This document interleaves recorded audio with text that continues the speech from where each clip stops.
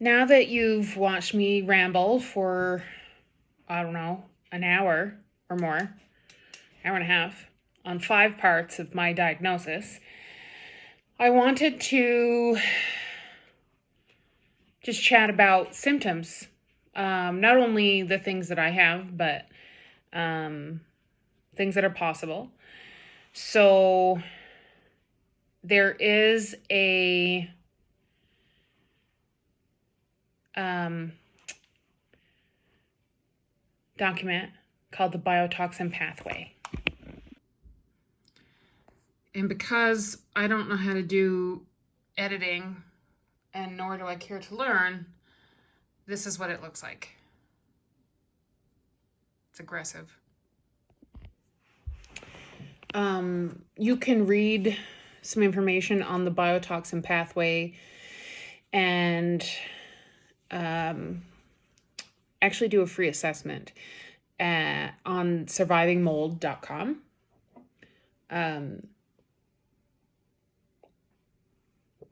What I am going to do is a quick overview, I guess, as I understand it as a layperson of what happens. So biotoxins enter your body, and biotoxins can be anything that is toxic produced from food, water, air, or bug bites. So mold,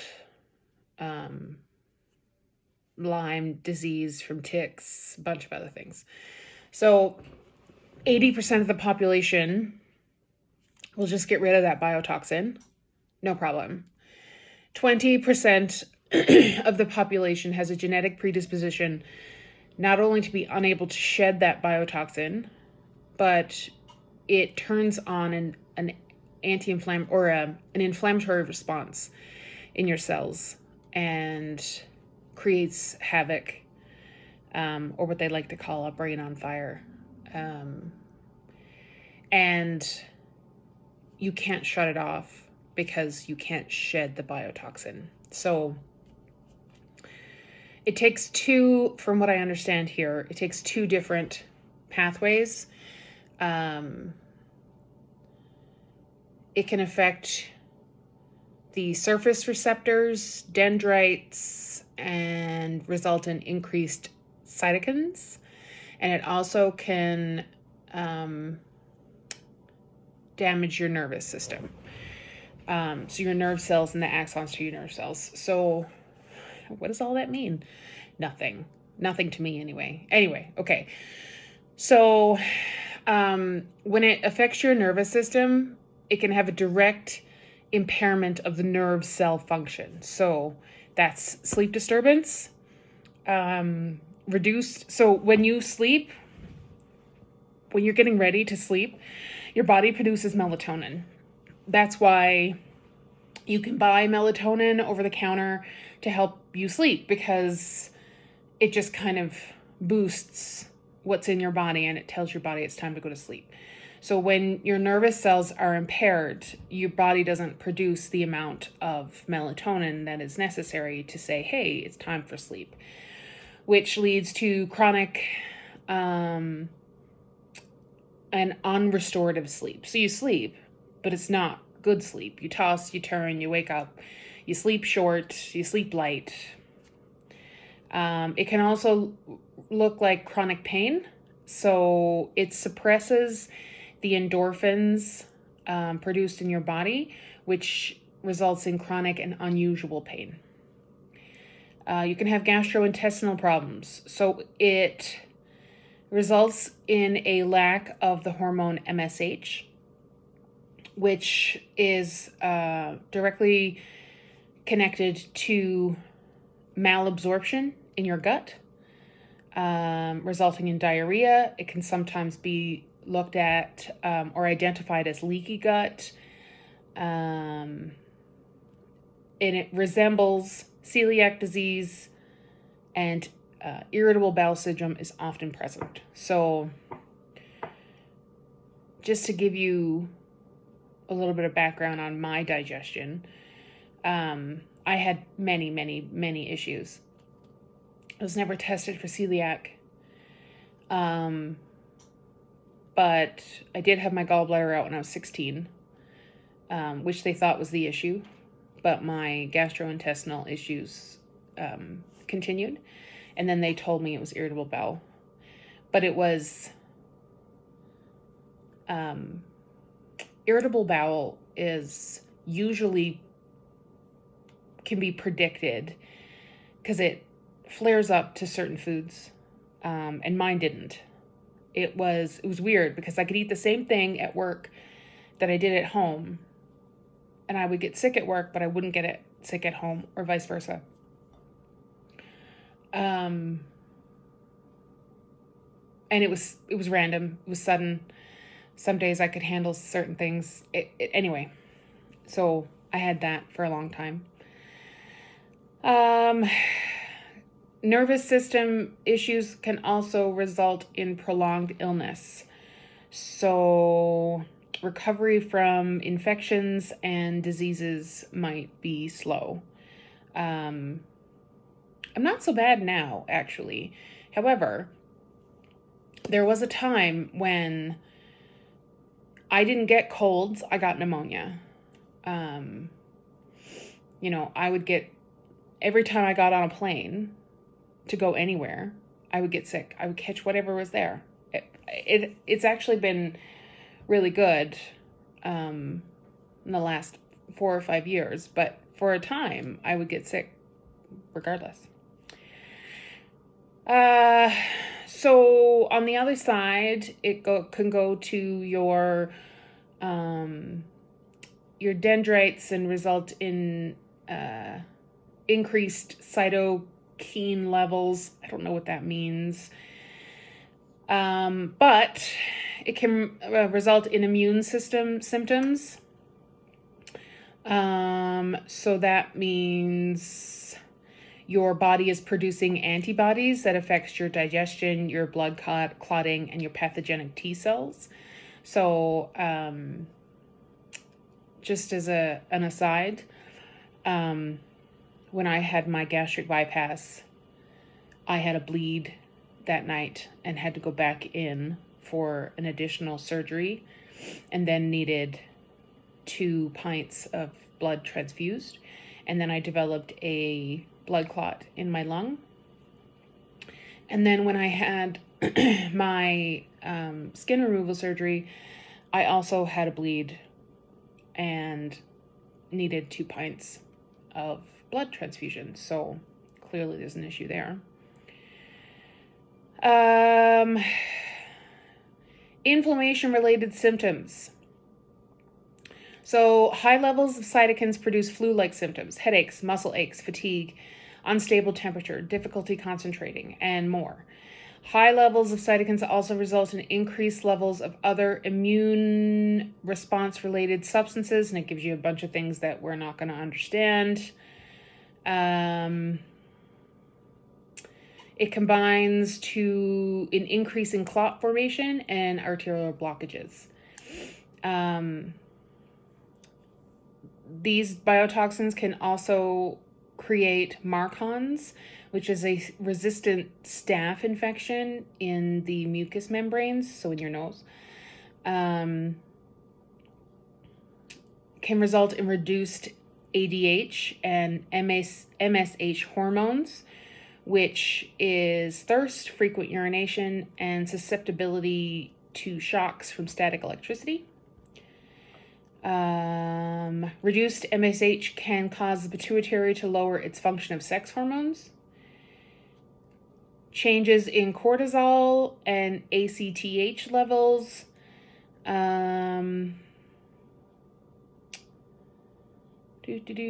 Early stages of illness and then drop excessively low, blah, blah, blah, blah, blah.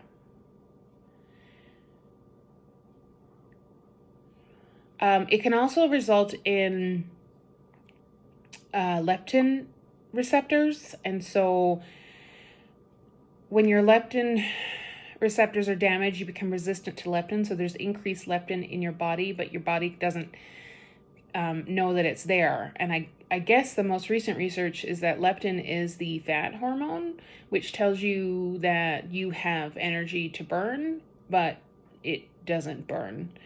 And so fat cells produce more leptin, which leads to obesity, which doesn't improve with exercise and diet.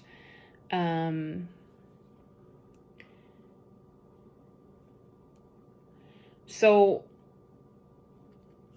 it's a bunch of different things. But what they do is they categorize these symptoms into 13 different boxes, and I'll show you that. So this is the biotoxin illness clusters. 6 symptoms in 6 of these clusters will warrant further investigation into the cause. 8 or more is consistent with biotoxin illness, and if you fail the visual contrast sensitivity test as referenced here, and you have at least 6, then it's most certainly a biotoxin illness diagnosis. So let's go through and see what I have. Fatigue, well, we all know I've been complaining about being tired forever. Weakness, decreased assimilation of new knowledge, aches, headache, light sensitivity. I don't think, yes, I can pinpoint when these were an issue at some point, but have they caused me have they been chronic to the point where they're interrupting my life? No. Memory impairment and decreased word finding? Yep, all the time. Difficulty concentrating? I would say 60-40 maybe. Joint pain, AM stiffness, and cramps. My monthly cramps are bad, which the naturopath seems to think might be associated, but in general, no. Although I used to get leg cramps at night on a very frequent basis, once or twice a week for sure. And I don't anymore, which is weird. But unusual skin sensitivity and tingling, yes, I've struggled with that, which most of the doctors tell me it was my weight. Shortness of breath and sinus congestion, well, that's what started me on this path to begin with. Cough, excessive thirst, and confusion, I don't think so. Appetite swings, difficulty regulating body temperatures, and increased urinary frequency. Appetite swings for sure. I always thought the difficulty regulating my body temperature was related to the bariatric surgery and not to this, but it is an issue. Red eyes, blurred vision, night sweats, mood swings, ice pick pain. I mean, I have mood swings because I've been diagnosed as having cyclothymia, which is a mild form of bipolar, so that goes hand in hand. I don't have them when I'm taking my medication on a regular basis, so maybe. Abdominal pain, diarrhea, and numbness. I have numbness in my leg. I don't struggle with diarrhea too much anymore, but I did before bariatric surgery. I don't really have a lot of abdominal pain. Tearing of eyes, disorientation, and metallic taste, no. Static shocks and vertigo, yes. So 1, 2, 3, maybe, I'm gonna say 0.5. 4, 5, 6, maybe 0.5, 7, 8, and we take the 2.5s, which is 9. So those are the symptoms and the things that can happen. I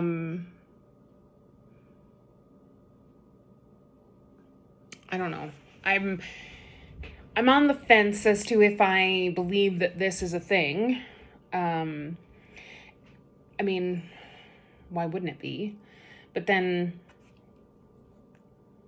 all of these symptoms are, what's the word I'm looking for? I can't remember.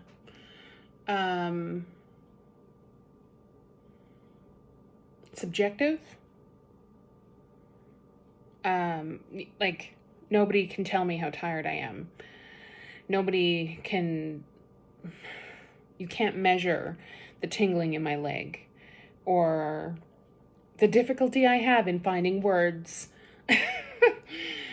And it seems like it reminds me of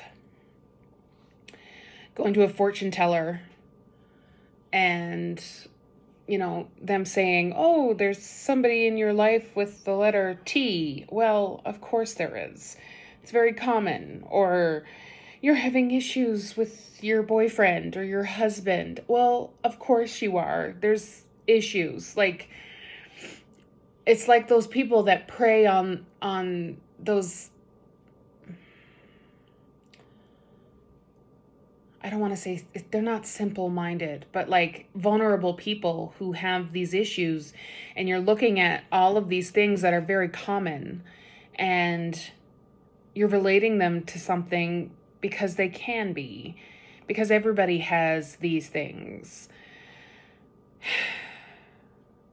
At the same time, I have blood work that says my MSH levels are low, that my leptin levels are high, that, my cortisol levels are out of whack, but there's no real medical reason behind it. And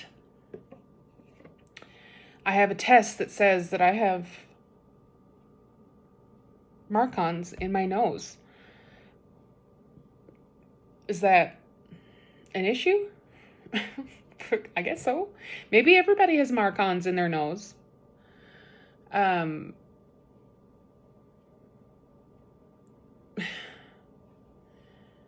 I can go online and read studies and research reports that, what low MSH does and what low ADH does and what increased leptin levels do to your body. And it's all valid. It's been researched for decades. So, I don't know. I guess I've been feeling sick and tired for a long time. I don't want to get my hopes up that this is the cure-all that it seems to be. I guess only time will tell. I'm doing everything that I can. All my supplements, everything. I'm doing it all. So,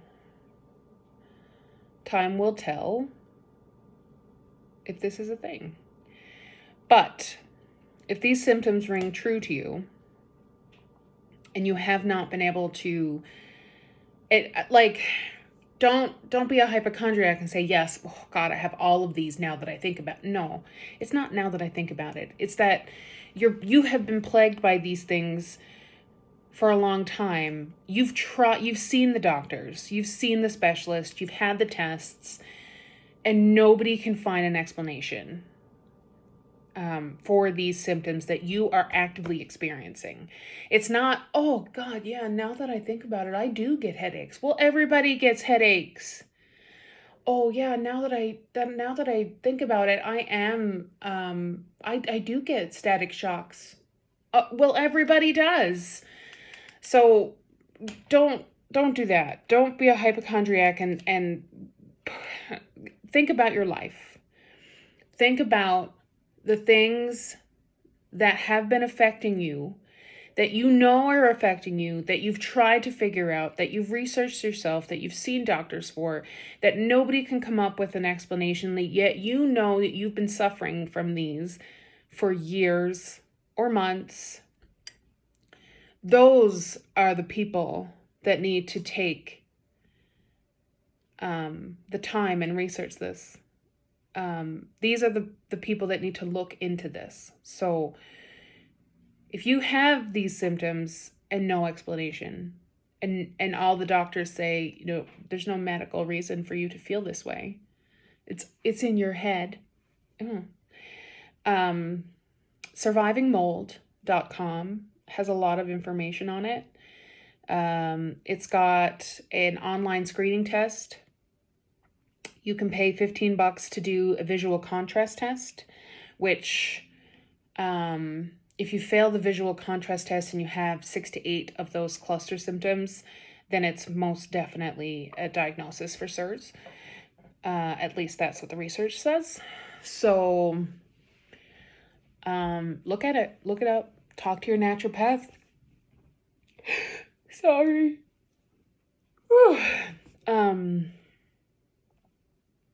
Hopefully it helps. I'll let you know. Let you know as time goes on. I'm still really tired, as you can see.